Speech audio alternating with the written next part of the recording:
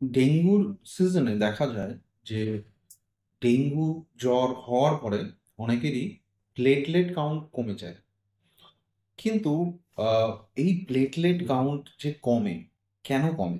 অন্যান্য যে viral infection যেগুলি হয়, সব ভাইরাল ইনফেকশনে কিন্তু প্লেটলেট কাউন্ট কমে না, কিন্তু ডেঙ্গুর ক্ষেত্রে দেখা যায় বিশেষ করে জ্বর হওয়ার সময় 3 থেকে 7 দিনের মধ্যে প্লেটলেট কাউন্ট ড্রপ করছে।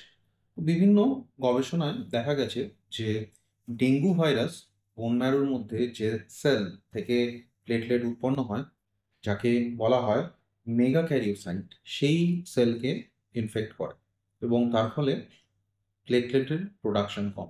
সেকেন্ড হচ্ছে আহ, শরীরের মধ্যে কিছু অ্যান্টিবডি উৎপন্ন হয় যেগুলি ব্লাডকে ব্লাডের মধ্যে যে প্লেটলেট থাকে তাকে ডিস্ট্রয় করে।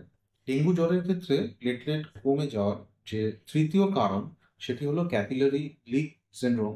অর্থাৎ ডেঙ্গুর ক্ষেত্রে কি হয়, শরীরের যে ক্ষুদ্র ক্ষুদ্র ব্লাড ভেসেলস যেগুলি আছে সেগুলি লিকি হয়ে যায় এবং তার থেকে ব্লাডের এলিমেন্টস বেরোতে শুরু করে। তো সেই সময় কি হয়, প্লেটলেট অ্যাক্টিভেশন হয় এবং সেই প্লেটলেট অ্যাক্টিভেশনের জন্য কিন্তু ছোট ছোট মাইক্রো থ্রম্বাই উৎপন্ন হয় এবং সেখানে প্লেটলেট ইউজড হয়, তার জন্য কিন্তু প্লেটলেট কমতে পারে।